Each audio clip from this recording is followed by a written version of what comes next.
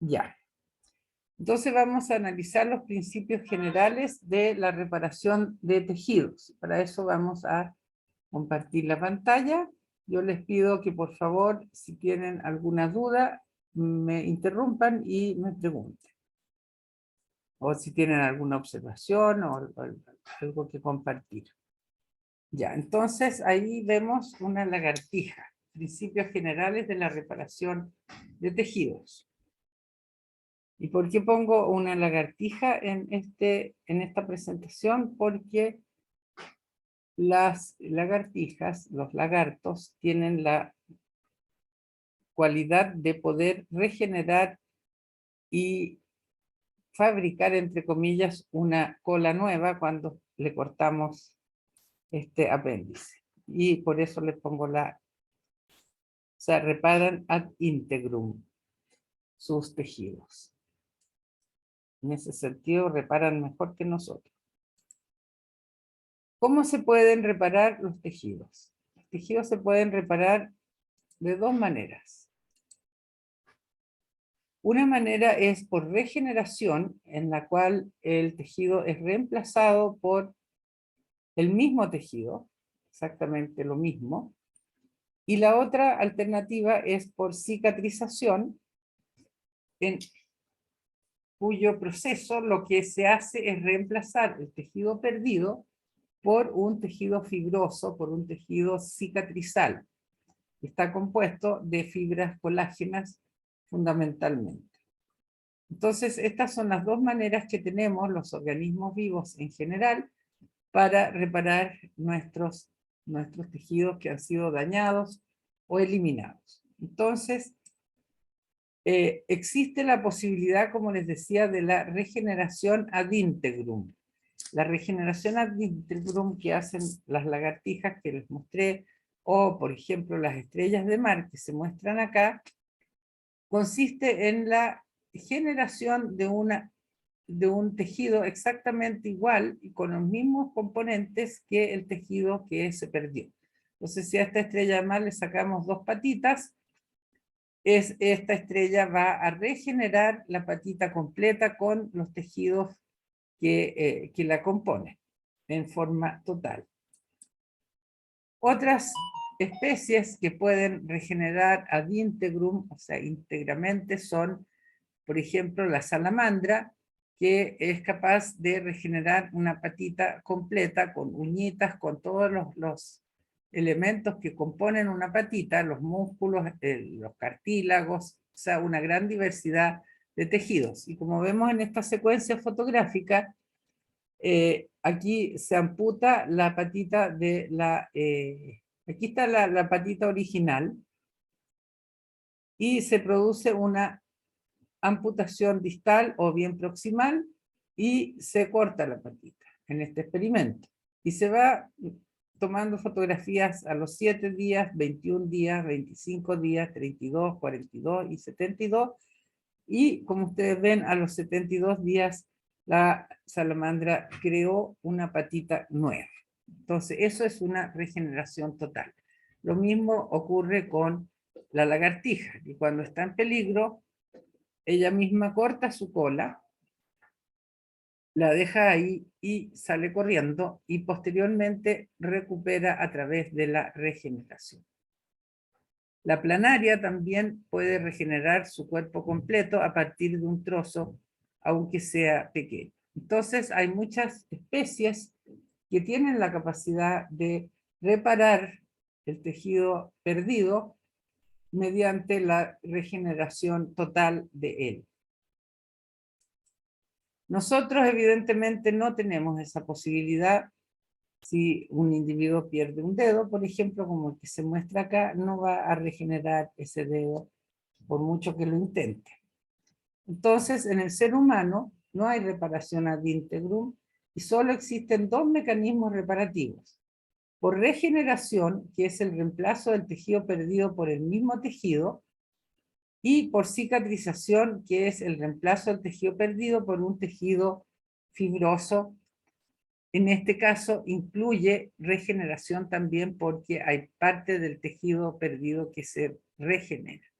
Vemos aquí, por ejemplo, el reemplazo, en el caso de una pequeña abrasión en la piel, este tejido epitelial de la piel va a ser reemplazado por un tejido epitelial. En el caso de una cicatriz, cuando ya se pierde más tejido, tejido conjuntivo de la dermis, o incluso de la capa muscular inferior, entonces se va a cicatrizar. Y la cicatrización comprende la gran mayoría del proceso, pero también hay algunos fenómenos de regeneración. Ahora, existen tres métodos para facilitar la cicatrización, la reparación en general de las heridas, y ahí nosotros describimos tres métodos diferentes. El inmediato directo o reparación por primera intención, en el cual se aplican suturas o corchetes para aproximar los dos bordes de la herida que provocó la pérdida de tejido o la disrupción del tejido. Entonces, se pueden producir, aquí en esta foto se ve que se aplicaron corchetes metálicos para aproximar los dos bordes de la herida, y a los 8 días ya el proceso está prácticamente solucionado. El cierre indirecto es el que permite la contracción de la herida y su reepitelización sin intervenir. Y esto se llama reparación por segunda intención o reparación secundaria. Y esto tiende a dejar una cicatriz. Entonces, en estos casos hay pérdida de tejido, mucho más pérdida que en el primer caso. Se pierde tejido y se deja la herida abierta, de manera que se va contrayendo de a poco y se va cicatrizando la herida espontáneamente sin intervención. Ahora, esto tiene la ventaja de que permite, o sea, no permite la proliferación de bacterias en un ambiente húmedo protegido. Obviamente, esta herida que cicatriza por segunda intención hay que mantenerla limpia, sin exposición a microorganismos, y entonces va a cerrar de esa manera.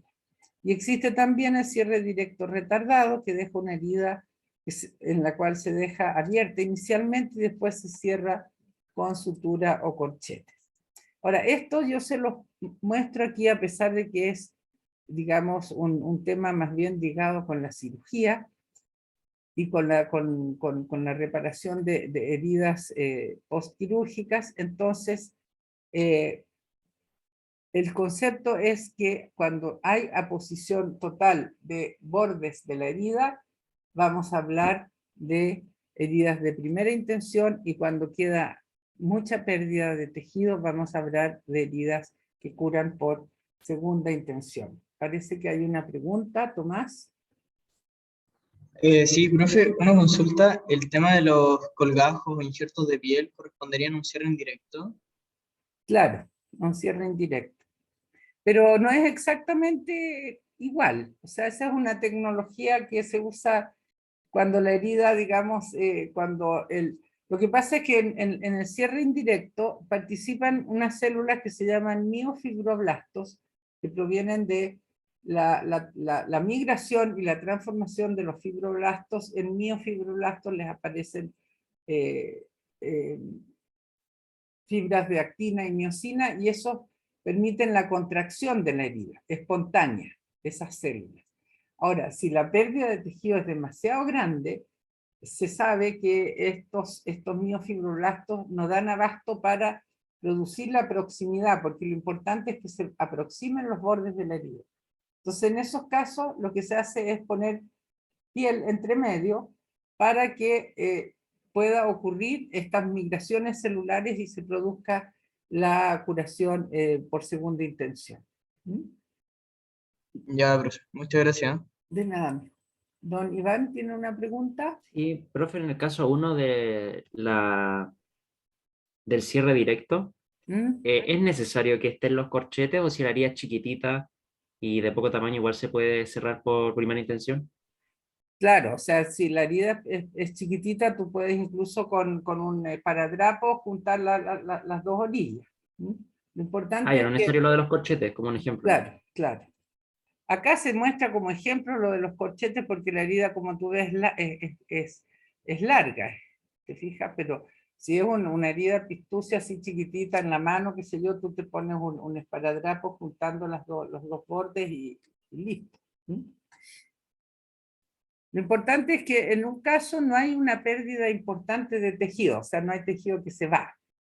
Y en la segunda sí hay tejido que se va. Entonces, en el primer caso, lo ideal es que las heridas quirúrgicas, bueno, ahora todo se opera por la laparoscopía, pero antes te abrían, porque tú para una operación de la vesícula biliar, te hacían un tajo de este porte en el abdomen con un bisturí, y eso había que cerrarlo. ¿Te fijas? Lo mismo en la cesárea, en distintos tipos de operaciones en que se debe abrir el organismo, entonces ahí es necesario poner los bordes de la herida en contacto a través de una sutura quirúrgica. ¿Mm? Ya, entonces los tejidos reparan por regeneración o por cicatrización de acuerdo a varios factores que intervienen en que ocurra lo uno o lo otro.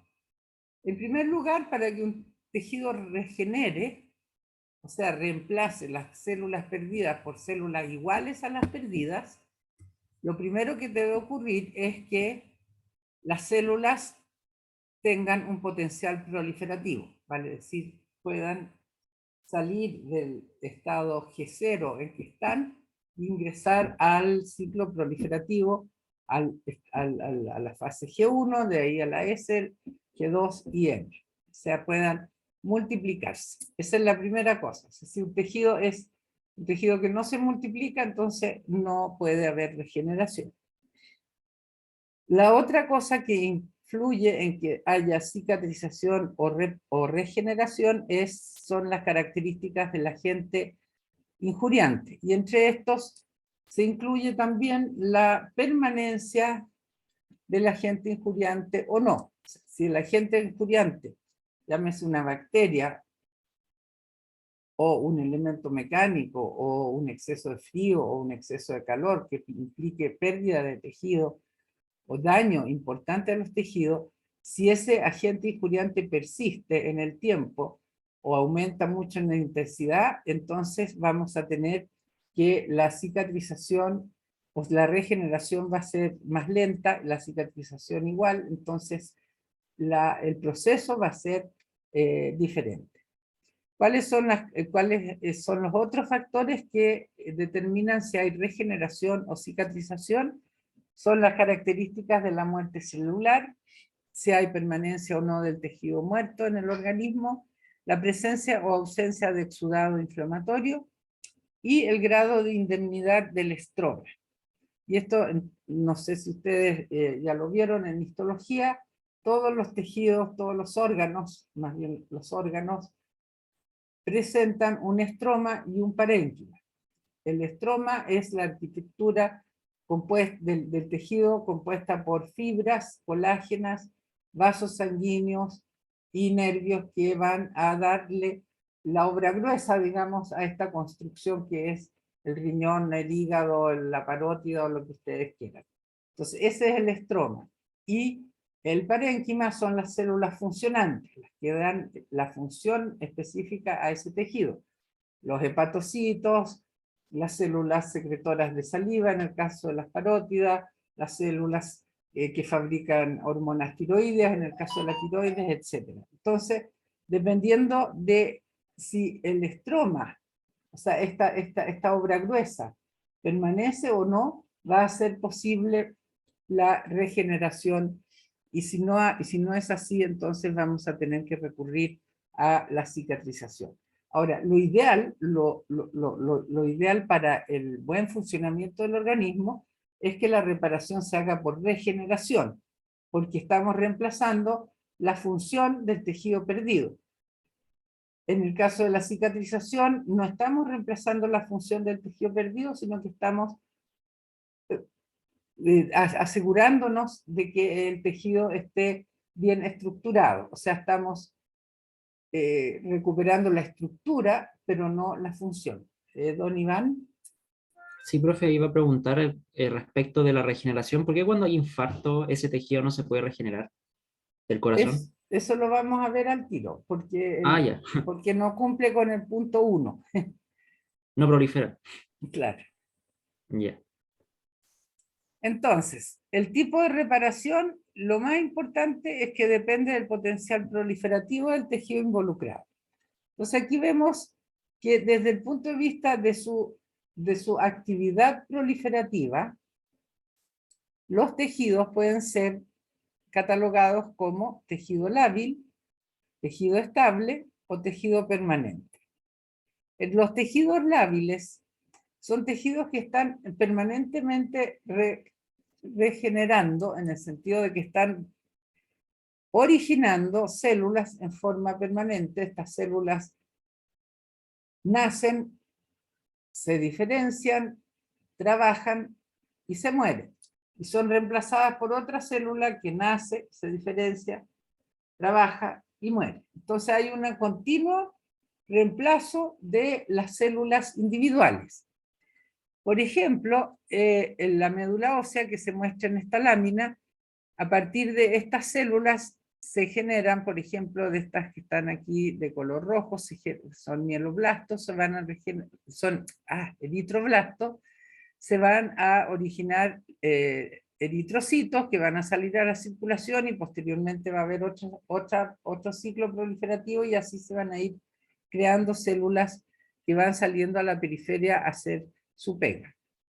Otros tejidos lábiles son el tejido linfoide, el tejido epitelial, de revestimiento, por ejemplo, son todos tejidos que están en continua regeneración, en el sentido de que están continuamente generando nuevos individuos celulares que, como les digo, salen del ciclo, se diferencian, trabajan y se mueren. Profe, ¿el hueso como que formaría parte de los tejidos lábiles? ¿El tejido óseo? No es tejido lábil el hueso, no. Es un estable. Entonces, el tejido estable está formado por células que se encuentran en reposo proliferativo, pero que tienen la potencialidad de proliferar en caso de ser necesario. Y el ejemplo más típico es el tejido hepático que vemos en esta lámina, donde todas estas filitas que se ven acá rodeando el vaso central son hepatocitos que están en el periodo G0, G01, G02, trabajando como hepatocitos, y si es necesario, si son adecuadamente estimulados, van a salir de ese estado de diferenciación, van a volver al ciclo proliferativo y van a ser capaces de proliferar. Muchos de nuestros tejidos son tejidos estables, entre ellos, como tú dices, el hueso. Y finalmente tenemos los tejidos permanentes, como el tejido muscular esquelético, el tejido muscular cardíaco y el tejido nervioso, cuyas células parenquimatosas no suelen proliferar en condiciones normales. Entonces, digo en condiciones normales porque in vitro sí se puede inducir la proliferación de estas células, pero en condiciones fisiológicas, en general, y ahí va la respuesta a tu pregunta, son reemplazadas por tejido cicatrizal porque no tienen la capacidad de reemplazar las células perdidas por células nuevas. Entonces, desde el punto de vista del ciclo proliferativo, que ustedes conocieron en su curso de biología, me imagino, el ciclo proliferativo tiene la fase G1, F, donde se sintetiza el DNA, la fase G2, donde se terminan de sintetizar todos los componentes de la célula que va a nacer. Después viene la mitosis con la profase, metafase, anafase y telofase, y se produce una nueva célula. o sea, a partir de una se producen dos, y una de ellas, o ambas, pueden o no pasar a el estado G0, en este caso G01, para ir posteriormente a la diferenciación, y también es posible que vayan a la muerte. Entonces, los tejidos lábiles, por cada célula que nace, van a ir, una se va a ir hacia la diferenciación y muerte, y la otra va a dar otra vuelta al ciclo, en el caso de que se trate de la célula troncal del tejido. Los tejidos lábiles, entonces, están permanentemente siendo renovados. Los tejidos estables, como los tejidos hepáticos, por ejemplo, están casi todas sus células en G01, o también, y no está dibujado acá, existe la posibilidad de que salgan del ciclo proliferativo en G2, y entonces se llaman células en G02. En el caso del hígado, como vamos a ver más adelante, es muy importante la presencia de estas células en G02.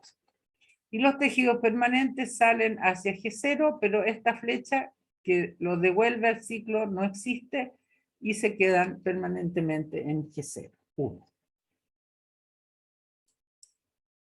Entonces, la reparación, en el caso de la regeneración, las células dañadas o muertas son reemplazadas por células iguales, y aquí vemos un epitelio, vemos una médula ósea, vemos un tejido linfoide, donde existen células que son las encargadas de renovar permanentemente la población celular. Por ejemplo, en un epitelio, como este que vemos acá, si ustedes se fijan, aquí en la capa basal del epitelio, algunas son células troncales que van a entrar al ciclo proliferativo, van a originar dos células. Una de estas células se va a ir hacia la superficie y la otra va a quedar en la capa basal y se va a multiplicar nuevamente. Esta célula que se va a la superficie se diferencia, adquiere un fenotipo particular, vale decir, adquiere estos pelitos, estas vellosidades, perdón, estos cilios, y va a ejercer su pega, su labor, que es impedir que ingresen microorganismos y otros elementos al tejido, y una vez que cumple su ciclo vital, se va a morir solita y se va a desprender para ser reemplazada por otra célula que nació de estas células troncales. Entonces ese ciclo se repite una y otra vez. Lo mismo pasa con el tejido linfoide y con todos los tejidos, todas las células pertenecientes a la sangre. En cambio, las células musculares, esqueléticas o cardíacas y las células nerviosas, cuando son afectadas, son reemplazadas por células pertenecientes al tejido conjuntivo. Y en el caso de del tejido nervioso, células pertenecientes a las células gliales. Entonces acá vamos a tener que estos tejidos se van a cicatrizar. Veamos un ejemplo bien concreto en cada uno de estos tipos de tejido. Este es un experimento que yo hice cuando estábamos trabajando con ratones para averiguar los efectos de las drogas que se utilizaban en el tratamiento del cáncer en el ser humano. Ese era el experimento. Y lo que hice fue darle las drogas a estos animalitos, después sacrificarlos y hacer cortes del fémur de los ratoncitos. Y acá vemos un fémur de un ratón normal, donde podemos ver de color lila homogéneo el hueso, y todos estos puntitos son células pertenecientes a una médula ósea normal. Cuando le aplicamos las drogas, que son, en este caso lo que usé fue fluoruracilo, metotrexato, y ciclofosfamida, se los daba por vía gástrica, y después de unos pocos días el fémur de estos animalitos se veía así. La médula ósea prácticamente había desaparecido y solo quedaban algunas células de gran tamaño, de color muy oscuro, que habían presentado resistencia a la acción de estas drogas. Entonces, interesada también en los procesos reparativos, dejamos descansar estas ratitas, estos ratones, unos días después de la quimioterapia, y vimos que en la médula ósea, después de 4 semanas sin tratamiento, se recuperaba totalmente. Y las células encargadas de esta recuperación eran estas células oscuras que les mostré, que son células troncales, que son resistentes a la quimioterapia, según pudimos comprobar posteriormente en otros experimentos. Entonces, lo que les quiero mostrar es que en un tejido lábil, si es que permanecen indemnes las células troncales, o sea, las células que originan el parénquima del tejido, entonces el tejido puede regenerar en forma completa. Pero si matamos a estas células troncales, el tejido obviamente no puede regenerar. Entonces este experimento nos muestra aquello. ¿Qué es lo que pasa con la reparación de un tejido estable como el hígado? Aquí tenemos en esta lámina un tejido hepático normal y todas estas células poligonales que ustedes ven acá en fila son los hepatocitos, que son el parénquima del hígado, y los vasos sanguíneos que van entre medios. Si ustedes se fijan por aquí, todos estos vasitos son los que llevan la circulación sanguínea. Si nosotros afectamos al hígado, en este caso que muestro acá se refiere a un hígado sometido a la acción del alcohol, del etanol, vamos a tener que se produce esteatosis, vale decir, cada hepatocito se llena de grasa, que son estas gotas blancas, y las células comienzan a morir. Las células hepáticas comienzan a morir. Entonces, ¿existe la posibilidad de regeneración o no? Existe la posibilidad de regeneración siempre y cuando permanezcan en el tejido las células hepáticas suficientes como para regenerar el tejido.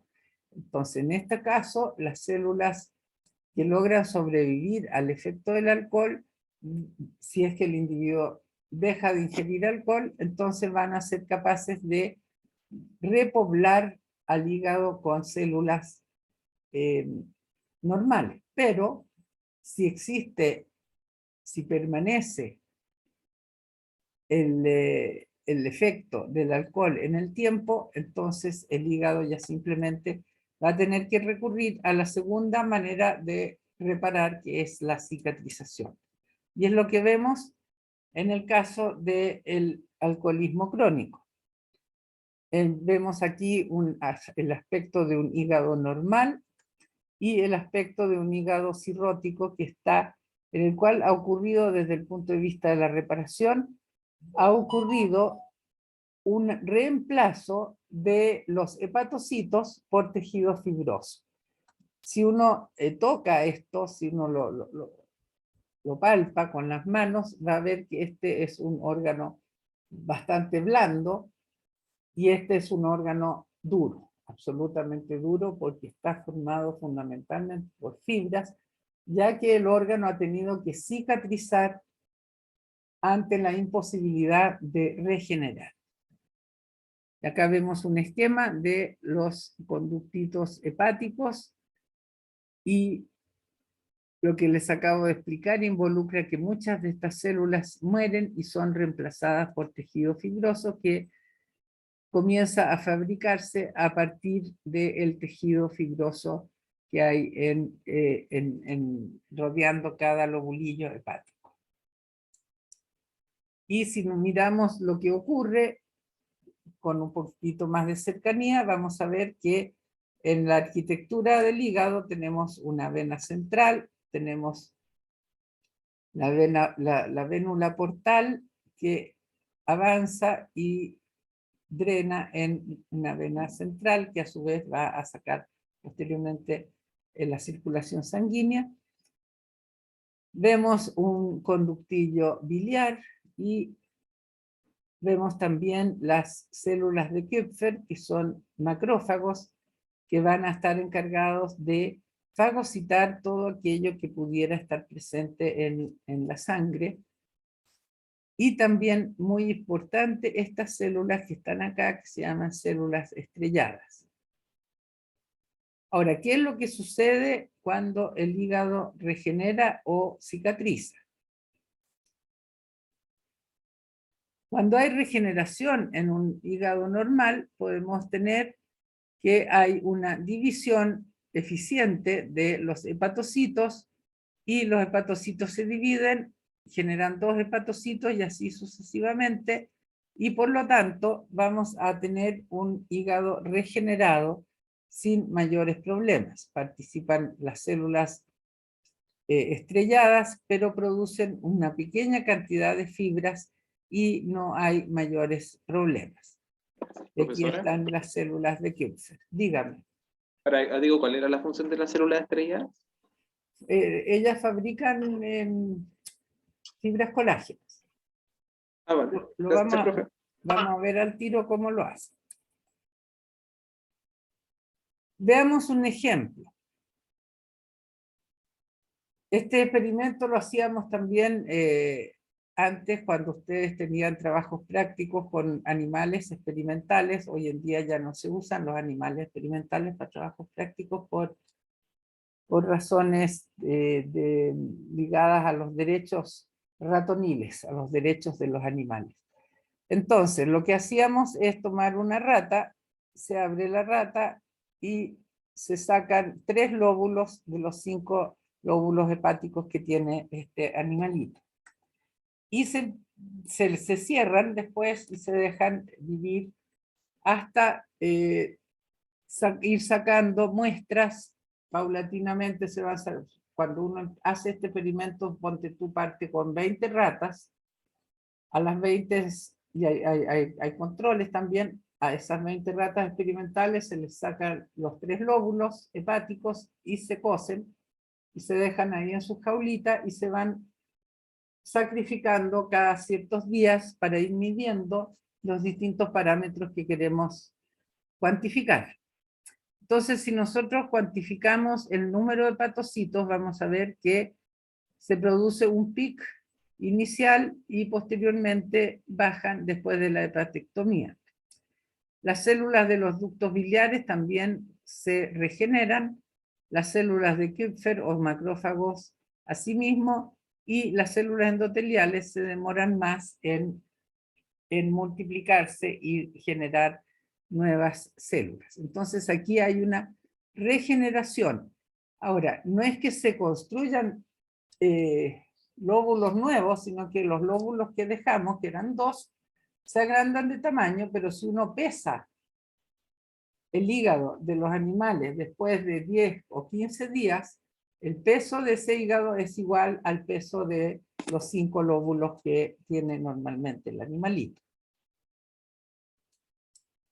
Entonces lo que uno mira, se hace láminas histológicas en este experimento, puede mirar después la histología. En este caso se trata de hígados de chanchitos, 3 días después de la cirugía, para mirar la regeneración hepática y hepatitis. Se presenta entonces en aumento de 100 por los hígados de los chanchitos sin cirugía, o sea, hígados normales, y después de una hepatectomía de 70 a 80% del peso del hígado. Aquí y aquí. Y esto mismo se puede mirar con mayor aumento de 400 por para contar el número de hepatocitos en mitosis que se ven acá. Si ustedes se fijan, todos estos son hepatocitos en mitosis. Entonces, en C tenemos cuando hay una hepatectomía de un 70-80%, y en este caso se hizo una descompresión de la sangre para medir otros parámetros. No es necesario que veamos la diferencia, pero aquí ustedes observan que hay un montón de mitosis que corresponden, y aquí vuelvo a lo que dije anteriormente, a células que están en el hígado normal. Hay muchas células que están en la etapa G02. O sea, esto quiere decir que el hepatocito duplicó su material genético y está listo para entrar en la mitosis. Por eso en el caso de la regeneración hepática, es muy rápida la aparición de las mitosis después de una hepatectomía parcial. Ahora bien, esto puede ocurrir cuando hay hepatocitos sanos, cuando los hepatocitos que quedan están sanos. Pero si los hepatocitos no están sanos, entonces se puede producir esta fibrosis y esta presencia de numerosas fibras colágenas en los conductos hepáticos, de manera de que se produce la cicatrización y se produce con la consecuente cirrosis. Entonces acá vemos que las principales células que participan, ya te atiendo al tiro, Iván, las principales células que participan en esto son las células estrelladas, que fabrican, como ustedes ven aquí de color celeste, numerosas fibras que van a ir estrangulando a los conductillos hepáticos. Dígame, don Iván. Profe, que me acordé y quería preguntar si es que cuando una persona dona, por ejemplo, hígado, cuando hay donante, esa persona después puede recuperar entonces el tejido que había perdido. O sea, si tú donas un lóbulo hepático, claro, lo recuperas. Lo mismo en la médula ósea. Ah, claro. Hay numerosas condiciones de leucemias y otras enfermedades, mieloma múltiple, etcétera, que requieren de un trasplante de médula ósea. Entonces, la persona que dona la médula ósea la recupera en poco tiempo. Lo mismo si tú donas sangre, por ejemplo, si donas sangre en el banco de sangre para un pariente enfermo o lo que sea, tu sangre va a volver a niveles normales rápidamente, porque la médula ósea va a notar que hay menos cantidad de polimorfos, por ejemplo, y va a recibir un estímulo por citoquinas para fabricar más polimorfos y recuperar la cantidad necesaria. Claro, y era así de rápido porque estaban en G02, ¿o no? Las células. En el caso del hígado, sí. Ah, ya, ahí entendí mejor. Entonces lo que ocurre en un hígado que está enfermo, entre comillas, ya sea por el efecto de alcohol, de algunos virus, de tetracloruro de carbono o algunas otras sustancias tóxicas, entonces, o sea, si el hepatocito está mal, no va a poder multiplicarse adecuadamente. Entonces hay una división hepatocítica pobre, y vienen y se mueren estos hepatocitos y son eliminados por acción de estos macrófagos que se llaman células de Kupffer. Entonces los macrófagos, se comen a las células de Kupffer, los macrófagos se comen a los hepatocitos muertos, apoptóticos, y las células estrelladas fabrican colágeno, y entonces se produce la cicatrización hepática que conduce entonces a este hígado duro y muy poco funcional, puesto que tiene más colágeno que células hepáticas. Y es lo que vemos en estas láminas de un hígado humano. Vemos aquí los hepatocitos con infiltración grasa.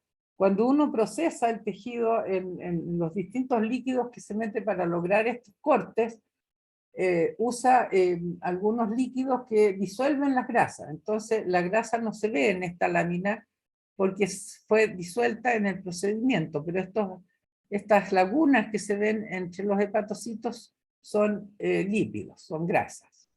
Y esto se llama entonces infiltración grasa o esteatosis, y posteriormente se inicia la fibrosis. Si ustedes se fijan, aquí las fibras colágenas están teñidas de azul, que es un método tricrómico, y se va metiendo entre medio de los pocos hepatocitos que sobreviven a este proceso.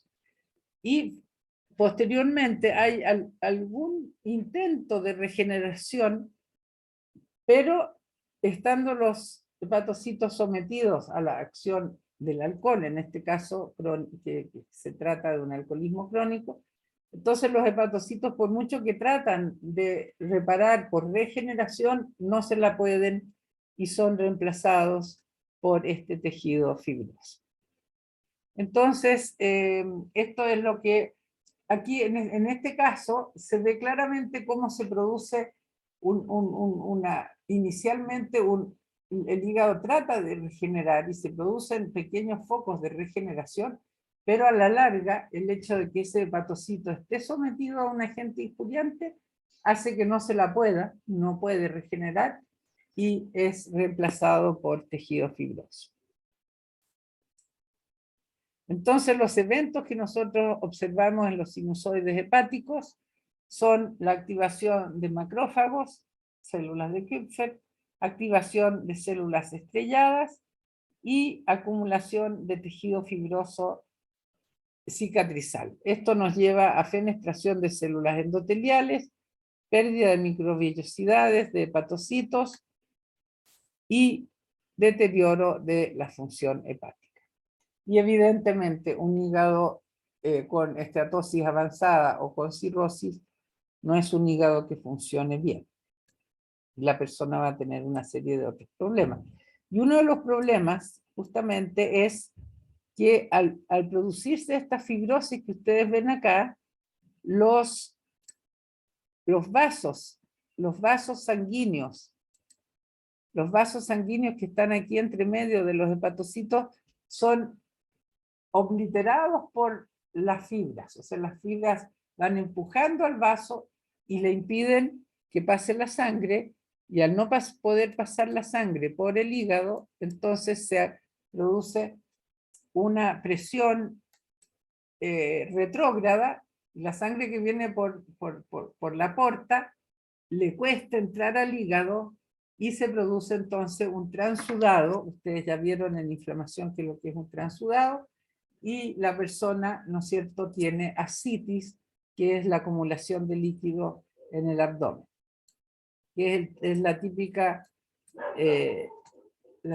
guata, ¿no es cierto?, de lo que llaman vulgarmente el guatón parrillero. O sea, la persona que tiene un abdomen muy grande es porque la sangre le cuesta pasar por el hígado, toda la sangre tiene que pasar por el hígado, le cuesta pasar y se produce una presión hidrostática en todo el árbol, digamos, en toda la circulación abdominal. Ah, profe, pero ahí como que dicho vulgarmente, es como que tiene la guatita parada, así como dura, y no es como que fuera grasa, sino que es como esa Justamente, acumulación de líquido. claro. Ah, ya. Eso se llama ascitis. Citis, ya. S-C, ascitis. Ya, entonces, todo esto que les he contado está mediado por la acción de distintas citoquinas que son fundamentales en determinar qué actividad van a tener estas células estrelladas, que son las que producen los fenómenos que ya hemos descrito. Entonces tenemos acá una injuria, un estrés oxidativo, por ejemplo, que va a llevar a que estas células estrelladas expresen distintos receptores para distintas citoquinas que los van a llevar a proliferar, a adquirir una capacidad contráctil y lo que es lo más importante, a, digamos, fabricar fibras colágenas. Ayudan también a la degradación de la matriz extracelular, también ayudan a ejercer quimiotaxis sobre otras células estrelladas que vienen desde lugares cercanos, y a una quimioatracción a células inflamatorias. Entonces, estas células estrelladas pueden morir después de actuar un tiempo, o bien pueden originar nuevamente este mismo ciclo y producir los fenómenos que hemos descrito. Y esto dependiendo de si la persona sigue o no sigue introduciendo el tóxico que significa el etanol. El etanol es solamente metabolizado en el hígado. O sea, el único tejido que metaboliza el alcohol que nosotros ingerimos cuando tomamos vino, cuando tomamos cerveza o pisco o lo que sea, el único lugar donde es metabolizado es en el hígado. Veamos lo que ocurre en el tejido nervioso, que es un tejido permanente. En el tejido nervioso coexisten, ¿no es cierto?, neuronas que tienen sus axones y además las dendritas. Y células del tejido de soporte. Entonces, en el sistema nervioso central no se produce regeneración de axones, ya que las condiciones que rodean a las células no lo permiten. En cambio, el sistema nervioso periférico sí se produce regeneración de axones, siempre que estén presentes la lámina basal y las células de Schwann. O sea, el cuerpo central de las neuronas no regeneran, o sea, una neurona no es capaz de originar dos neuronas por un proceso de ciclo proliferativo común y silvestre. Pero sí en la periferia, si se produce el rompimiento de un axón, sí puede ocurrir regeneración del axón. Siempre que ocurra varias condiciones, y una de ellas es que exista la lámina basal y que existan las células de Schwann. Y eso es lo que vemos acá, una regeneración del axón en el sistema nervioso periférico. Acá tenemos la neurona que está ubicada, que no es capaz de regenerar, y esta neurona presenta un axón que en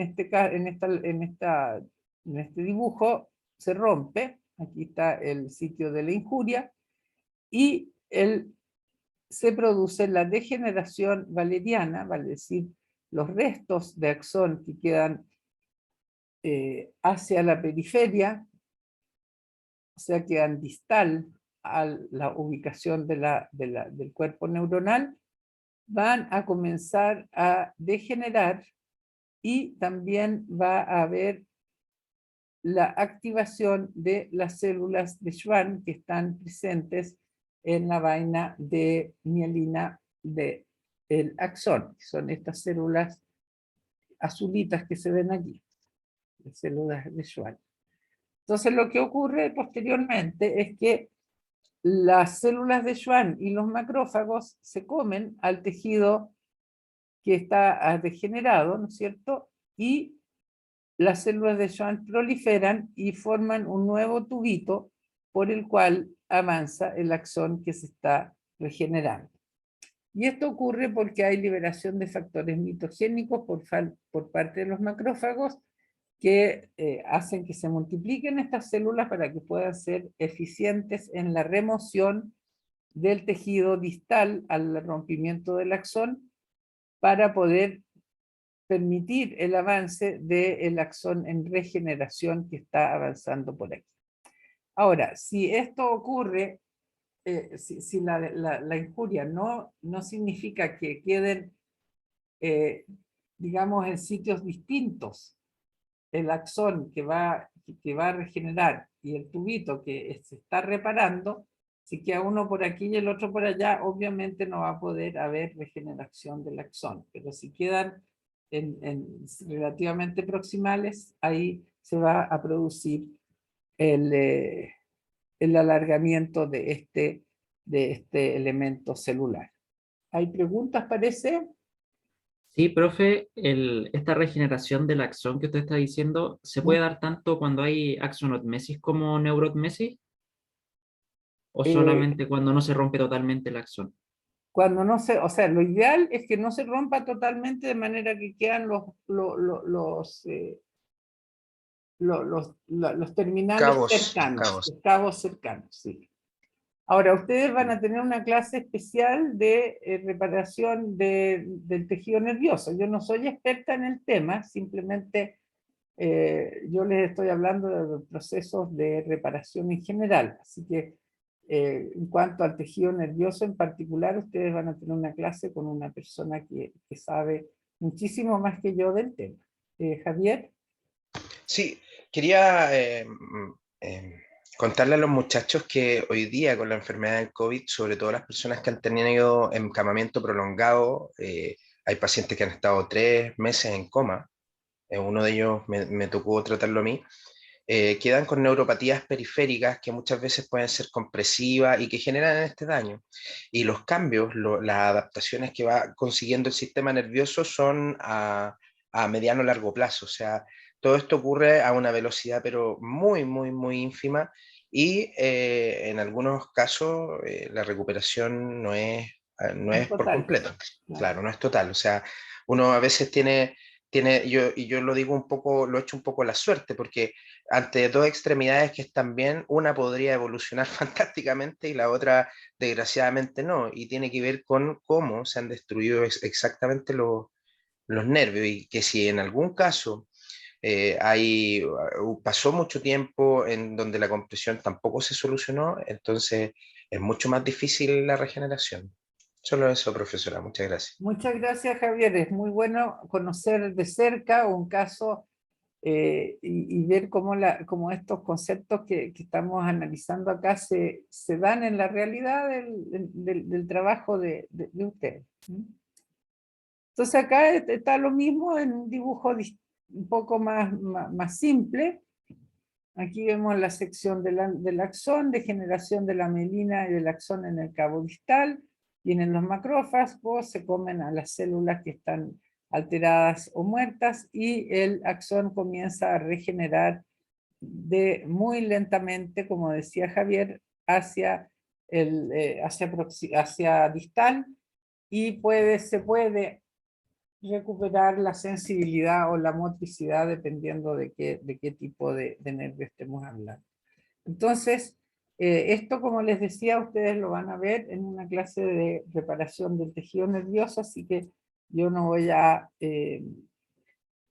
detallar mucho más, solo decirles que hay etapas en la reparación, por ejemplo, de la médula espinal, y aquí lo que me interesa ver con ustedes es dos cosas. Uno, que que existen etapas en las cuales la inflamación es importante y en las cuales puede haber hemorragia que también va a retrasar que ocurra la reparación, la regeneración. O sea, la presencia de una zona hemorrágica o la presencia de una zona inflamatoria va a impedir inicialmente que ocurra la regeneración y la reparación. Entonces, en este caso en particular de la médula espinal vemos una fase aguda donde hay hemorragia, edema, vasoespasmos, trombosis, isquemia, etcétera, en la cual la regeneración y la reparación es imposible que ocurran porque el sitio físicamente está siendo ocupado por un exudado inflamatorio o por un exudado hemorrágico.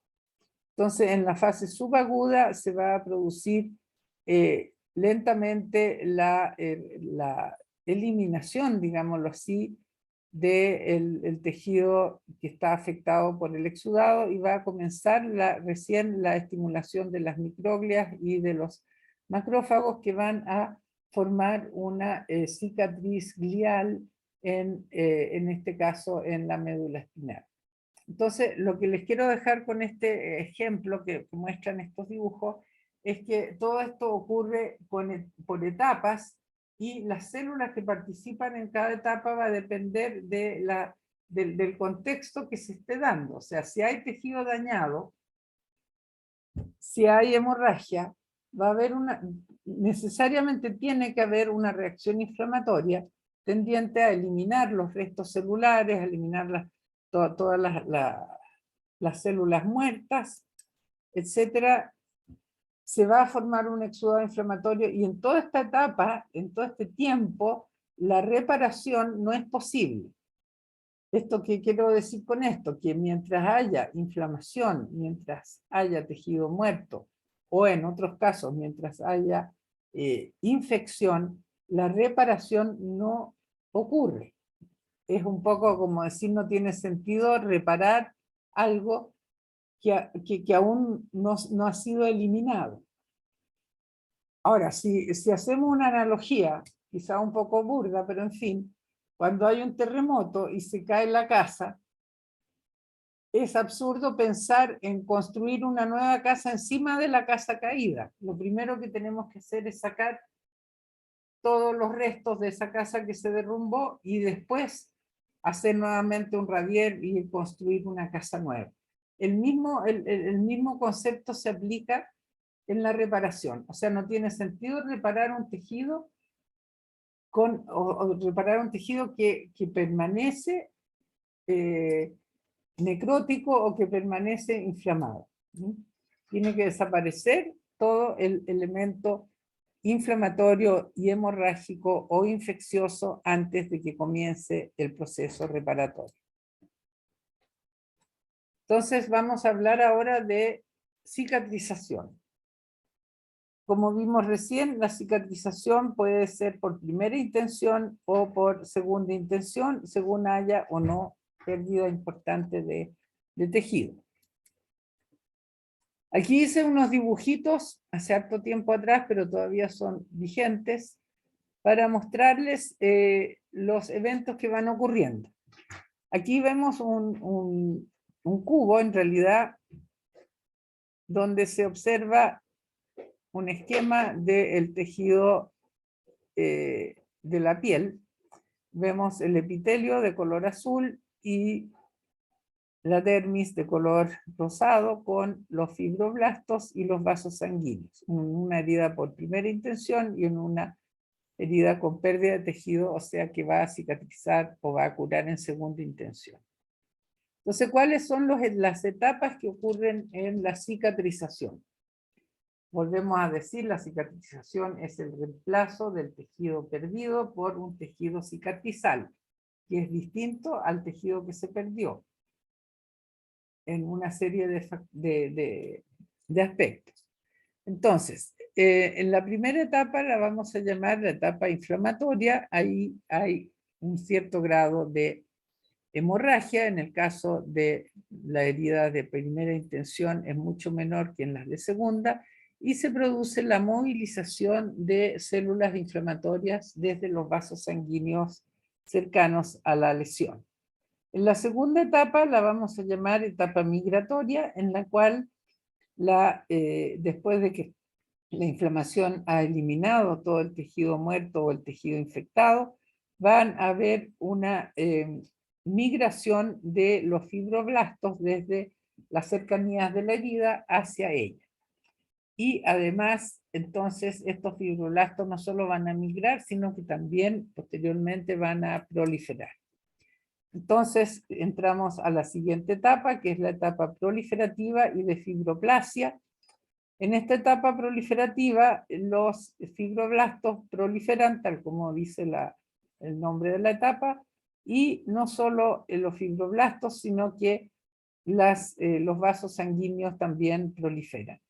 Y además ocurre fibroplasia, o sea, se construye fibras colágenas que van a ir a reemplazar al tejido perdido. Mientras tanto, está ocurriendo la regeneración del epitelio, aquí de color azul, y se produce la formación de una costra que posteriormente se va a desprender.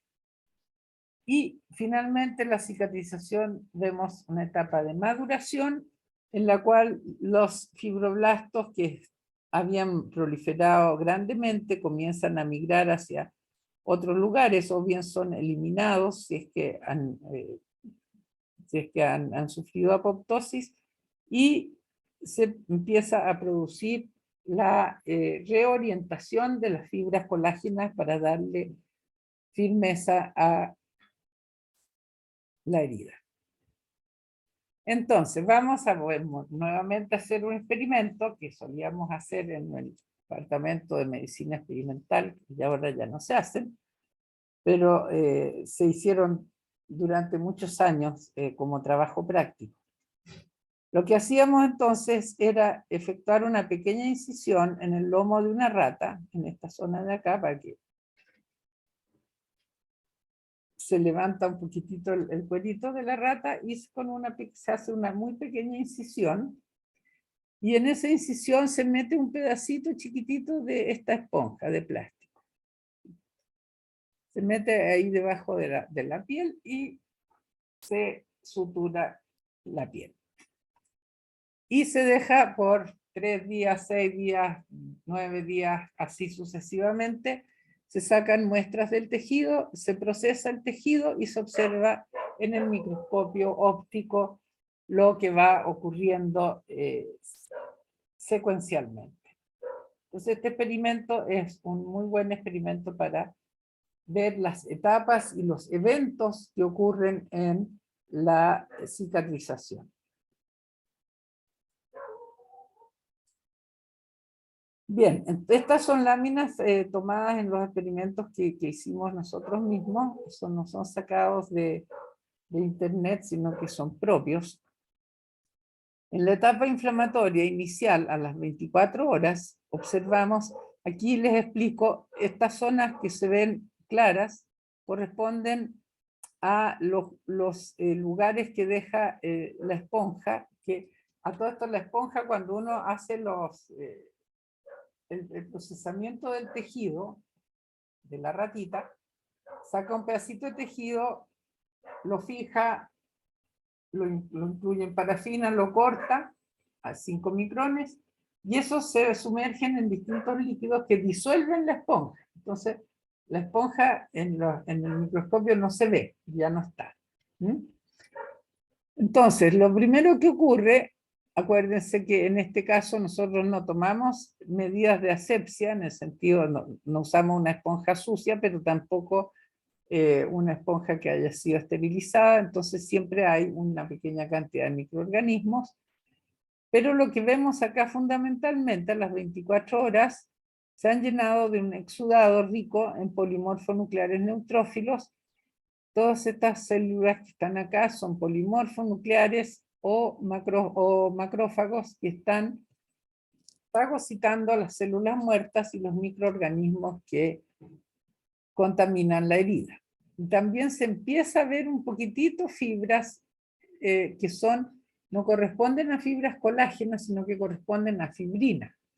Cuando se produce un cierto grado de una salida de sangre desde la microcirculación, se produce activación del fibrinógeno por parte de la plasmina para formar fibrina. Y esas son estas pequeñas redes que ustedes ven acá. ¿Profe? Eso, por ejemplo. Diga. Las fibrinas, las fibrinas son como las que llaman, por así decirlo, a las fibras como de colágeno, a los fibroblastos para poder generar su función, ¿o no?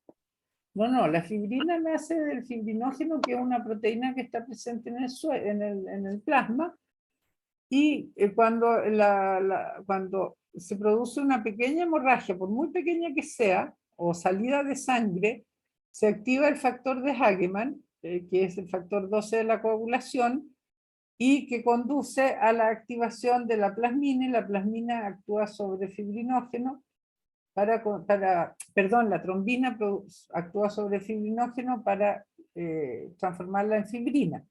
Y posteriormente viene la plasmina y rompe estas fibras de fibrina. Pero la fibrina es una fibra distinta que la fibra colágena. O sea, es otra cosa. Proviene del fibrinógeno, que está en ¿Es la... más elástica? ¿Cómo? ¿Es más elástica la fibrina? No, es mucho más flacuchenta y más lábil, o sea, son como pelitas de arañas, chiquititas, chiquititas. O sea, es una fibra muy delgadita. El colágeno es una fibra mucho más gruesa y está construida por los fibroblastos. O sea, el origen es totalmente distinto. ¿Ustedes ya tuvieron fisiología o no? Estamos teniendo. Ya, ahí seguramente van a tener, no sé, porque a esta altura han cambiado tanto los programas. Si ven coagulación, ahí van a ver cómo se origina la fibrina. La Creo que fibrina todavía son- no hemos visto esa parte, como que vimos lo más celular y ahora neurociencia. Ah, ya. Entonces la fibrina forma el primer taponcito, en el sistema de la coagulación se forma un taponcito de fibrina donde quedan atrapados los glóbulos rojos, para producir el tapón que impide que la hemorragia continúe. ¿Ya? Eso lo van a ver en fisiología seguramente.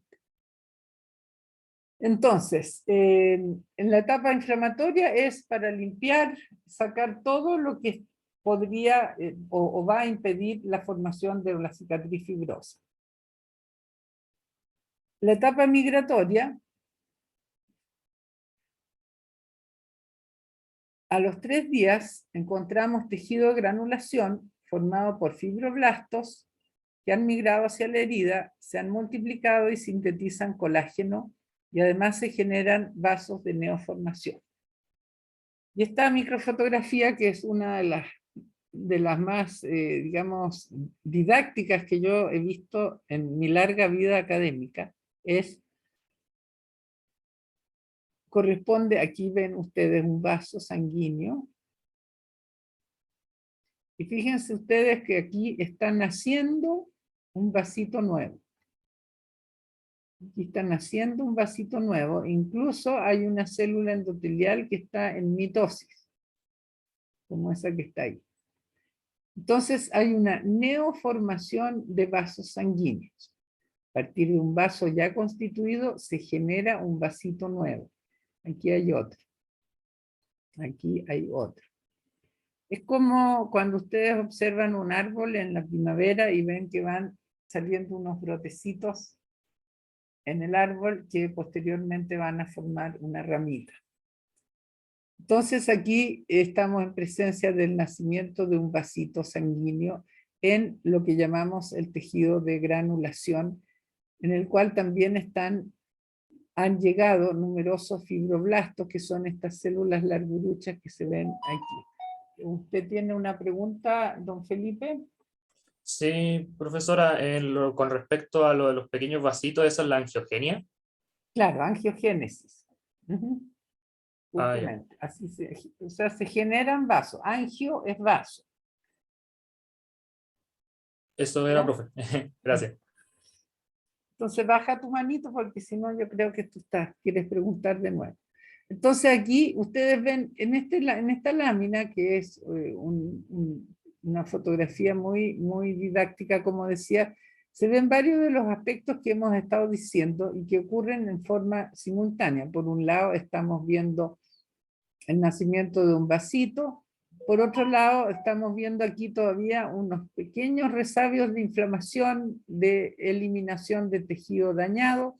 Y por otro lado, estamos viendo aquí un tejido nuevo, donde están los fibroblastos y donde se están ya empezando a fabricar las fibras colágenas. El microscopio es una herramienta formidable para poder entender los procesos patológicos y biológicos. El tercer día encontramos tejido de granulación, y el tejido de granulación está compuesto por fibroblastos, colágeno recién sintetizado y numerosos vasos de neoformación. Entonces aquí ven ustedes los vasos sanguíneos y ven, todavía permanecen algunos fibroblastos, algunos macrófagos, y está empezando a construirse una red de fibras colágenas. Al sexto día, encontramos numerosos fibroblastos en el tejido de granulación que sintetizan, aquí está mal, que sintetizan activamente fibras de colágeno, lo que le otorgará firmeza a la cicatriz. Entonces aquí ven ustedes los fibroblastos, todos estos núcleos son de fibroblastos, y estos fibroblastos están empezando a fabricar colágeno, que es lo que ven aquí en esta zona. Las fibras de colágeno posteriormente, como vamos a ver, se van a ir organizando y van a formar fibras que son capaces de resistir muchísima fuerza. Y acá al 10º día observamos numerosos vasos sanguíneos, fíjense ustedes, hartos vasos, y las fibras de colágeno que ya son más gruesas y más firmes. Están aquí teñidas de un color rojo, o lila más bien. Y finalmente a los 36 días ya tenemos en la etapa de maduración, todos los espacios que deja la esponja están repletos de fibras colágenas de tejido cicatrizal que se orienta de acuerdo a las líneas de fuerza que tenga al que esté sometido ese tejido. Esto entonces a los 36 días ya tenemos formada la cicatriz. Entonces este experimento de la esponjita en la espalda de la rata o del ratón es un experimento que nos permite observar en el microscopio todos los cambios que hemos descrito. Entonces, ¿qué células son las que están participando en este proceso cicatrizal? Fundamentalmente macrófagos, también hay células dendríticas, fibroblastos, miofibroblastos, células de la microcirculación que se comunican entre sí a través de citoquinas. Y uno de los reyes de este circuito celular es el macrófago, que a través de la secreción de sus citoquinas va a modular, va a regular el proceso, va a hacer posible de que, o sea, la inflamación es necesaria. Uno generalmente piensa que la inflamación es un impedimento para que ocurra la cicatrización. Y de hecho es un impedimento, o sea, mientras haya inflamación no va a ocurrir la cicatrización. Pero es un evento necesario, o sea, es un proceso necesario la inflamación porque va a eliminar los restos celulares, los microorganismos que pudieran haber. Y mientras haya células muertas o microorganismos, el proceso cicatrizal no puede comenzar.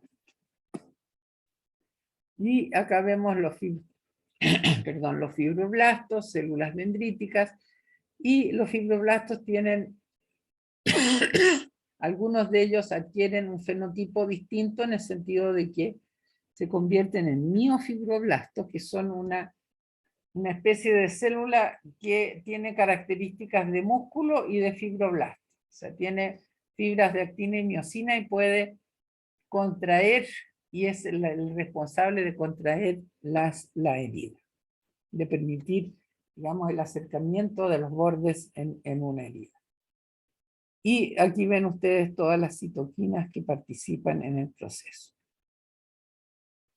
No me interesa que se sepan el nombre de las citoquinas que participan, sino que me interesa es que ustedes entiendan de que en estos procesos, que son muy complejos, la comunicación entre las células, en el sentido de qué corresponde hacer en cada momento, se hace a través de citoquinas.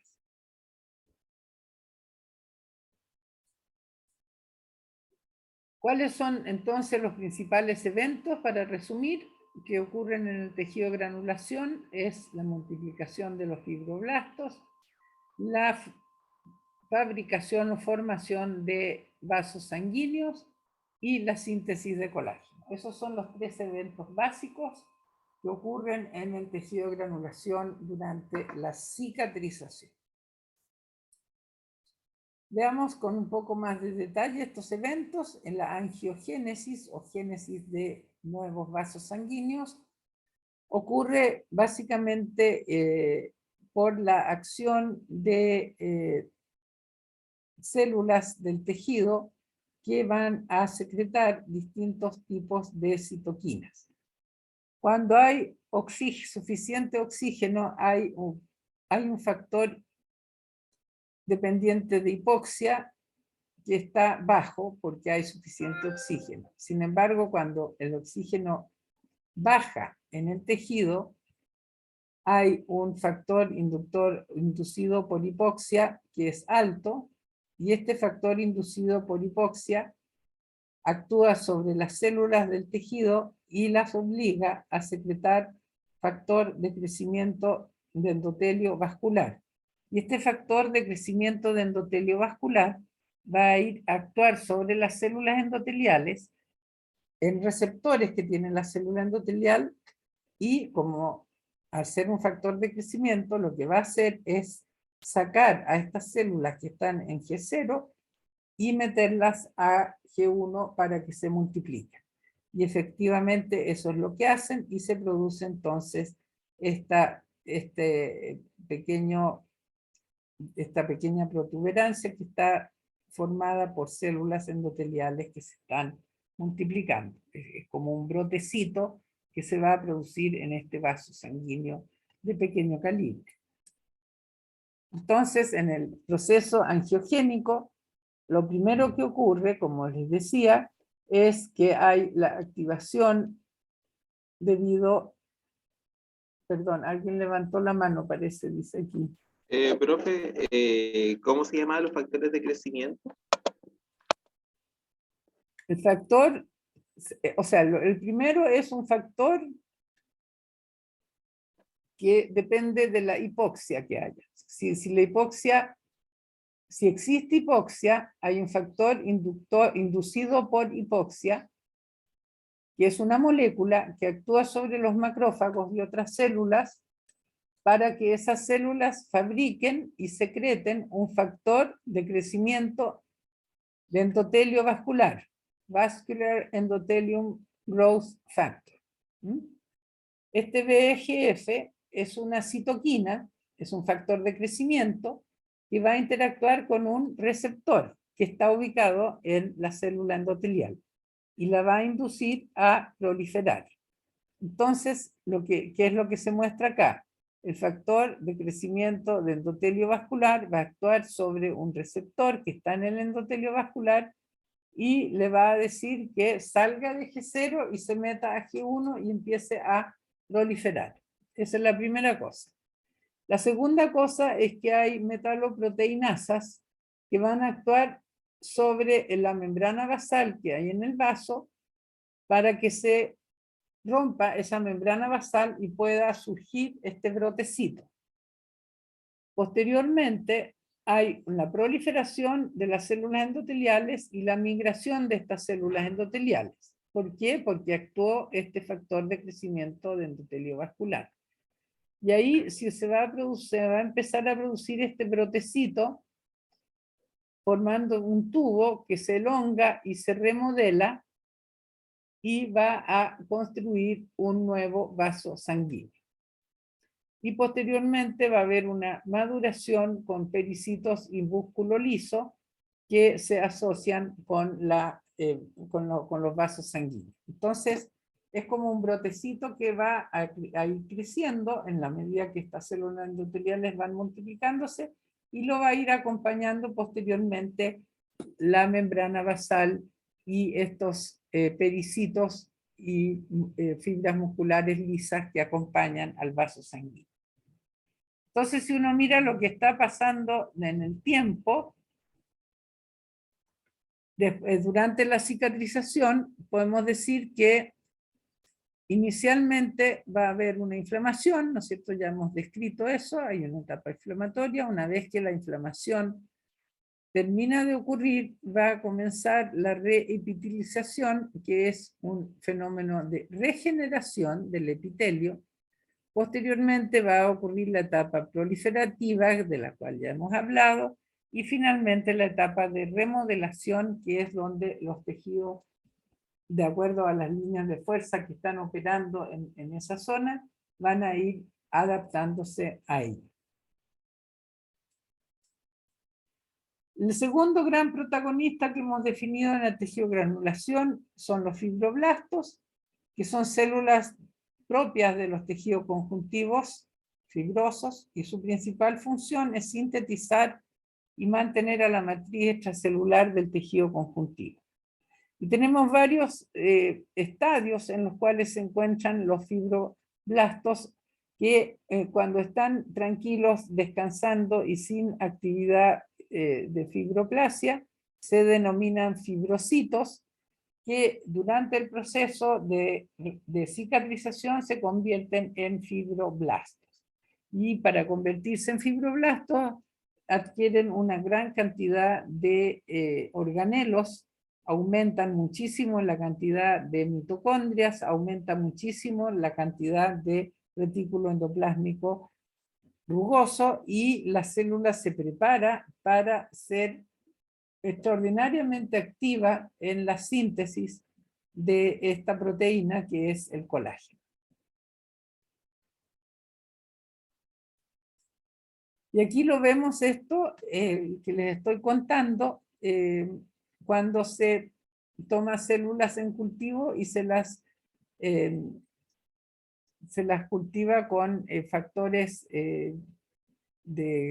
o sea, con anticuerpos monoclonales dirigidos contra la actina o contra la mitocondria o contra el DNA, que están a su vez unidos a elementos fluorescentes, y esto se ve en el microscopio de fluorescencia. Y aquí podemos ver en esta fotografía tomada en el microscopio de fluorescencia gran cantidad de mitocondrias. Todo esto que está en color naranja son mitocondrias que generan mucha energía, lo que permite la actividad de transcripción en el núcleo. El núcleo está transcribiendo los genes para fabricar el colágeno, y la síntesis de colágeno aquí en verde. Entonces, los fibroblastos, de estar durmiendo siesta como en calidad de fibrocitos, como se ve acá, se activan y adquieren una gran cantidad de organelos que les permiten entonces ser células que sintetizan colágeno. Y el factor de crecimiento epidérmico es uno de los factores de crecimiento que hace que la célula comience a sintetizar el colágeno. Y aquí vemos cómo se une este factor de crecimiento epidérmico de color verde en la fluorescencia a los receptores que están aquí de color naranja en la fluorescencia. Entonces, mediante estas tecnologías que se hacen en el microscopio confocal, se puede apreciar cuáles son los cambios bioquímicos que ocurren en las células durante los distintos procesos patológicos o fisiológicos. ¿Y cómo ocurre la síntesis del colágeno? En primer lugar, se va a formar una cadena alfa, una pro-cadena alfa, la cual, todo esto está ocurriendo en el retículo endoplásmico, la cual se va a hidroxilar, o sea, se le van a agregar un hidroxilo, o sea, varios hidroxilos. Posteriormente se va a glicosilar, se le agregan grupos de hidrato de carbono, y posteriormente estas fibras, que aquí ustedes la ven aquí solita, estas fibras se van a enrollar constituyendo una triple hélice. Y esta triple hélice, que está formada por 3 cadenas alfa, proalfa, que han sido hidroxiladas y glicosiladas, esta triple hélice va a pasar al Golgi, a la secreción, y posteriormente a una vesícula secretora, y en esta vesícula secretora vamos a tener esta triple hélice que vamos a llamar procolágeno. Posteriormente va a llegar una enzima que va a sacar estos estos términos que no son necesarios para la construcción de la fibra de colágeno. Esta es una molécula de colágeno, no es la fibra. Listo. Se salen entonces estos propéptidos que están de color verde acá y queda la molécula de colágeno. Y esta molécula de colágeno se va a unir a otras moléculas de colágeno en forma espontánea para formar la fibrilla de colágeno. La fibrilla de colágeno va a salir de la célula y en el intersticio se va a unir a otras fibrillas de colágeno para formar la fibra de colágeno. Y la unión entre las fibrillas de colágeno hace que la fibra de colágeno tenga un determinado patrón de las moléculas cuando se unen las unas con las otras. Y eso es lo que vemos acá, formación de las cadenas, fibrillas y fibras de colágeno. O sea, aquí tenemos las cadenas que se unen entre sí para formar esta triple hélice, y varias triples hélices se unen en una cierta secuencia y van a formar entonces la fibra de colágeno que se ve así en el microscopio, o en el microscopio electrónico de barrido. Este proceso de fibrogénesis, de fabricación de fibras colágenos, es el proceso fundamental para construir una buena cicatriz fibrosa. Aquí vemos el colágeno en microscopía electrónica de barridos y en rayos X de alta energía. Ustedes ven que tiene una disposición que le permite tener mucha fuerza a la tracción. Aquí estas son fibras inmaduras y estas son ya fibras mucho más maduras. En esta microfotografía electrónica se ve claramente cómo un fibroblasto está fabricando colágeno y todos estos puntitos que se ven acá son cortes transversales a las fibras de colágeno y aquí se ven algunas en cortes longitudinales de la fibra de colágeno. Y estos colágenos recién nacidos van a ir uniéndose los unos con los otros para formar la fibra que es la que le va a dar la fuerza a la cicatriz. ¿Quieren descansar un ratito o no? ¿O seguimos?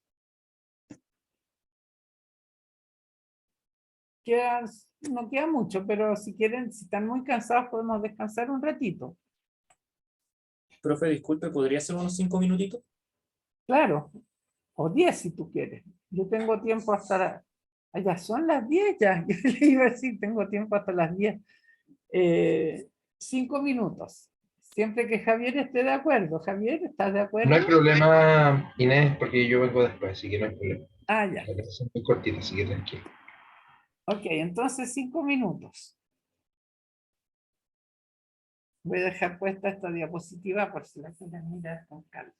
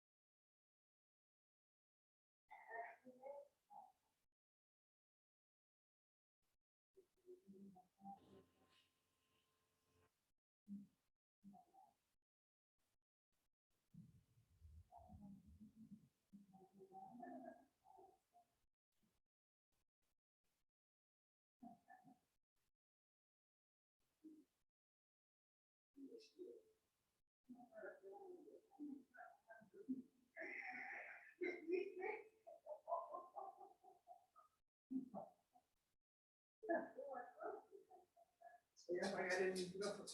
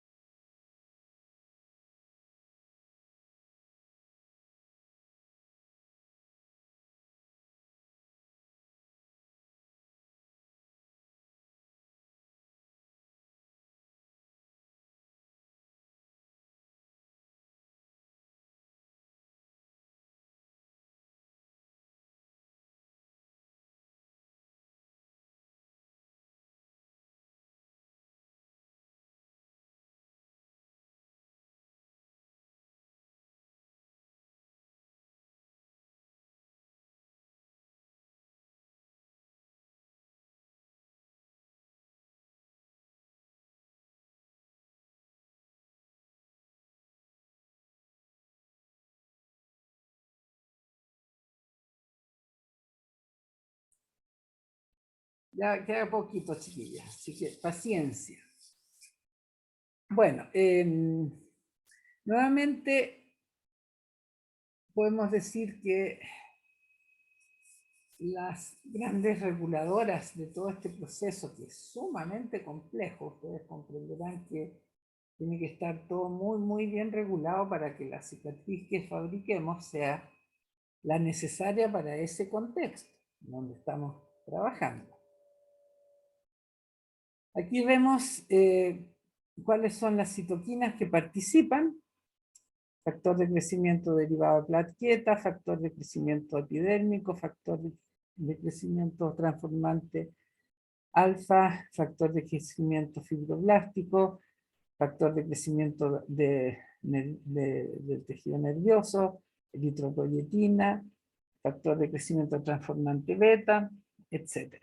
Entonces, ¿de dónde salen estos factores de crecimiento? De plaquetas, de células endoteliales, etcétera. Y hay algunos que son mucho más, digamos, lejanos en cuanto al lugar donde se sintetizan. Por ejemplo, el factor de crecimiento epidérmico lo fabrican las glándulas submaxilares y las glándulas de Brunner. Factor de crecimiento transformante alfa es común en células transformadas, o sea, células cancerosas. Pero, bueno, aquí dice, puede ser importante para la cicatrización normal, pero después las acciones son fundamentalmente la proliferación del tejido, de las células del tejido conectivo, de las glías y de las células musculares lisas, proliferación de células mesenquimáticas, etcétera, etcétera. O sea, casi todos, como son factores de crecimiento, promueven la proliferación. Dependiendo de su especificidad, van a actuar sobre distintas células. Y acá ven ustedes una microfotografía electrónica donde se ven las células y la construcción del colágeno.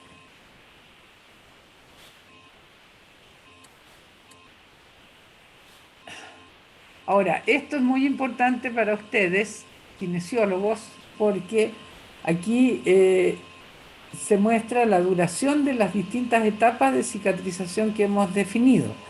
Entonces, desde los minutos en que ocurrió la herida, digámoslo así, y horas y días, vemos que la inflamación puede durar varios días, dependiendo de lo que nos demoremos en sacar del ambiente las células muertas y, en el caso de que las haya, los microorganismos. Entonces la inflamación es, vuelvo a insistir, un proceso necesario para que haya una buena cicatrización. Esto quiere decir que tenemos que manejar con mucho cuidado la aplicación de antiinflamatorios, porque la inflamación es un proceso conveniente para la cicatrización. Aunque molesta, es conveniente que exista. Mientras haya microorganismos, la reparación por cicatrización no se va a producir. Posteriormente viene una etapa de proliferación, reepitelización, angiogénesis, fibroplasia y finalmente una etapa que puede durar meses, que es la etapa de remodelación. ¿Cuáles factores influyen en la reparación? Influyen en contra, o sea, retardan la reparación o construyen una cicatriz defectuosa. ¿Cuáles son estos factores? La presencia de tejido muerto, tejido necrótico, las infecciones persistentes, los granulomas, la presencia de granulomas, especialmente en suturas, se pueden formar granulomas. Ya vimos lo que eran los granulomas, que es distinto a tejido de granulación. No me vayan a confundir granuloma con tejido de granulación. El granuloma es un tipo de inflamación que se produce cuando el agente injuriante no puede ser eliminado. Y el tejido de granulación es el tejido que ocurre en la cicatrización, que está formado por fibroblastos, fibras colágenas y vasos de neoformación.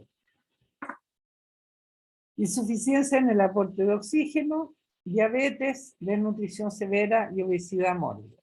Todas estas condiciones retrasan o impiden una buena cicatrización.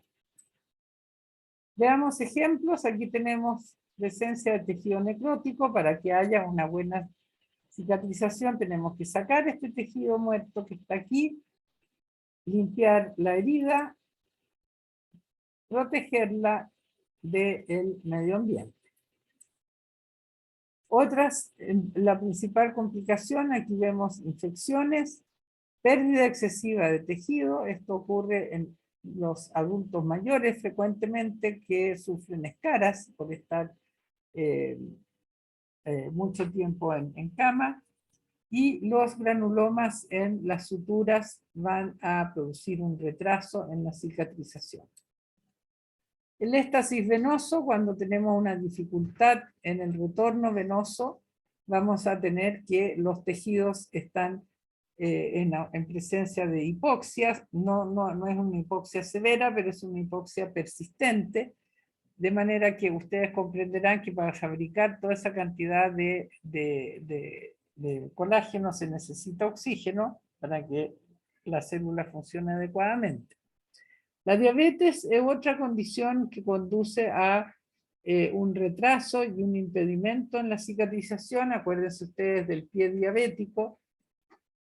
Piensen que en una situación de diabetes hay una hiperglicemia, y que la hiperglicemia es la presencia de exceso de glucosa en la sangre, hace que sea el tejido un caldo de cultivo para los microorganismos, de manera que estas infecciones persisten y es muy difícil que cicatricen, porque mientras haya microorganismos, insisto, no hay cicatrización posible.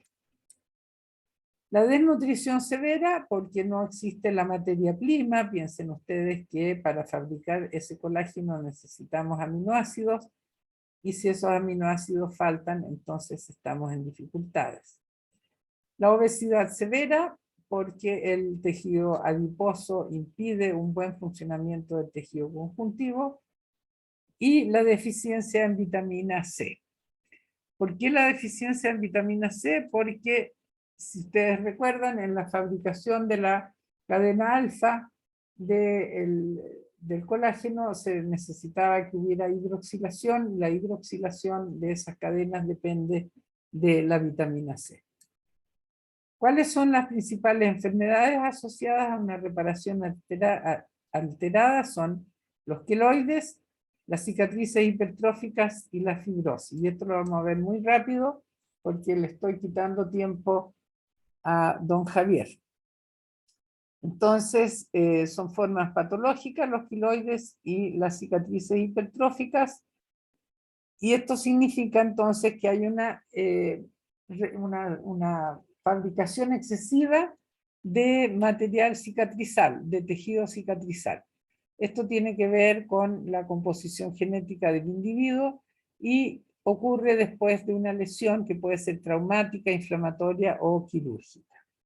Y hay algunas diferencias entre lo que es una cicatriz hipertrófica y un queloide. Aquí vemos una cicatrización anormal, la formación de queloides, que son, como ustedes ven, cicatrices excesivas que forman como verdaderas tumoraciones de tejido cicatrizal fibroso. La fibrosis es el depósito o acumulación excesiva de tejido conjuntivo fibroso, matriz extracelular, más colágeno, más fibronectina en y alrededor del tejido inflamado o dañado, lo cual se va autoestimulando para que se produzca una y otra vez esta fibrosis tisular. Y esto produce una disfunción orgánica y finalmente la muerte. O sea, la fibrosis es un tema bastante grave, especialmente si ocurre a nivel pulmonar. Entonces, en la fibrosis pueden participar agentes infecciosos que producen una injuria, que provocan una respuesta inflamatoria aguda inicialmente y posteriormente una respuesta crónica. Inflamación crónica que, si es efectiva, va a fagocitar y eliminar a los agentes injuriantes y posteriormente viene la resolución. Pero, si la inflamación crónica no es capaz de eliminar a lo que está provocando, entonces hay una persistencia del agente injuriante, una inflamación crónica en la cual participan los macrófagos M2 y los miofibroblastos, y esta continua presencia del agente injuriante nos va a llevar a una fibrosis y una remodelación anormal. Entonces, por ejemplo, en la fibrosis pulmonar intersticial por virus herpes, tenemos que el virus es el que provoca el daño inicial, se produce una respuesta inflamatoria, pero al persistir o haber una segunda intromisión de un microorganismo, puede ocurrir, si es que la regulación del proceso está fallando, puede ocurrir una enfermedad fibrótica crónica. Entonces, las células que participan regulando un buen proceso inflamatorio y un buen proceso cicatrizal son fundamentalmente los monocitos, que se transforman en macrófagos y regulan la reparación, la regeneración y la fibrosis. Y aquí tenemos ya, se los adelanto solamente, hay una serie de fenotipos distintos que el macrófago puede desarrollar. Entonces podemos considerar que hay macrófagos proinflamatorios, macrófagos que ayudan en la reparación, macrófagos profibrosis o antifibrosis, proresolución, proregeneración. O sea, todo este proceso tan complejo que hemos analizado está regulado por citoquinas liberadas fundamentalmente por los macrófagos. Y eso es lo que ustedes pueden ver acá, el fenotipo del macrófago proinflamatorio y el fenotipo del macrófago antiinflamatorio, y de esto ustedes van a, o hemos hablado un poco, por lo menos en nuestras clases de inflamación, pero el concepto que quiero que les quede en este mono es que hay una fina regulación de los procesos que conducen o hacia un estado de una inflamación prolongada que puede conducir a fibrosis, o a una inflamación autorregulada que termina cuando debe terminar. Y aquí vemos algún detalle más de estas células, de la interacción entre los macrófagos de los distintos fenotipos proinflamatorios y antiinflamatorios, y cómo ellos se relacionan con los miofibroblastos, que son los que finalmente van a fabricar las fibras colágenas. Acá se ve lo mismo, esto para que ustedes se entretengan, sigan la flecha y van a ver que está aquí en este cuadro resumen todo lo que hemos hablado hasta el momento. O sea, hay una injuria, activación de plaquetas, liberación de citoquinas, hay una inflamación, y después se van a ir, una vez que la inflamación está controlada, se van a ir formando vasitos nuevos. Y si hay una injuria crónica y la inflamación no cesa, vamos a tener una cicatrización fibrótica, o sea, una fibrosis. Y por otro lado, si todo va bien, va a haber una regeneración de los tejidos dañados. ¿Cuáles son los principales ejemplos de fibrosis? Tenemos en el hígado, en el pulmón, en el riñón, corazón, piel y cerebro. Hay distintos problemas relacionados con la presencia de esta fabricación excesiva de fibras. Aquí vemos un tejido pulmonar normal, pulmón con fibrosis pulmonar idiopática severa y pulmón con fibrosis y foco fibroblástico. Fíjense ustedes cómo se está cicatrizando el pulmón. Todas estas son condiciones patológicas de cicatrización. Con eso terminamos. Perdona, Javier, por haberme pasado en el tiempo, pero me entusiasmo y a lo mejor hablo más de la cuenta, pero creo que todo esto, descripción de experimentos especialmente, son bien ilustrativos para comprender bien las distintas etapas y las distintas características de este fenómeno. No sé si hay alguna pregunta. Profesora, no se preocupe, no hay ningún inconveniente. La clase después es cortita, así que no hay ningún inconveniente. Yo le agradezco la entrega siempre con los muchachos, así que muchas gracias. ¿Preguntas, muchachos? Sí, yo tengo una duda. Con respecto a lo de la fibrosis pulmonar, el hecho de que se formen más fibra en el pulmón, digamos, evita que, digamos, los alvéolos, digamos, se les pueda, digamos, distenderse y de alguna manera como llenarse de aire, y eso genera como la disfunción. Por supuesto, o sea, se pierde paulatinamente la elasticidad alveolar y eso significa que la respiración se hace muchísimo más difícil, tanto, tanto en la inspiración como en la expiración. O sea, ustedes saben que el alveolo es elástico y se produce entonces la entrada y salida de aire depende de la expansión de la musculatura esquelética, digamos, de la caja torácica, pero el pulmón también es un tejido bastante elástico y eso permite la entrada, el ingreso y la salida de aire, y cuando tenemos una fibrosis eso se va a ir impidiendo paulatinamente hasta conducir a la muerte. Ya, profesora, muchas gracias. De nada. Profesora, no sé si me permite complementar. Sí, por supuesto. Para que se haga una idea, Felipe, los alvéolos, si uno los extendiera en el momento en que están más inflados en una superficie, más o menos un pulmón correspondería a una superficie de intercambio del tamaño de una cancha de tenis. Imagínese lo que necesita un pulmón para poder funcionar bien. Una superficie del tamaño de una cancha de tenis. Imagínese ahora la mitad de ese tejido con fibrosis. La mitad de esa cancha de tenis no va a estar disponible para el intercambio gaseoso. Por lo tanto, saque usted sus propias conclusiones. Cuesta respirar. Muchas gracias, profe, por Voy esa ayuda. a parar de compartir y parar de grabar.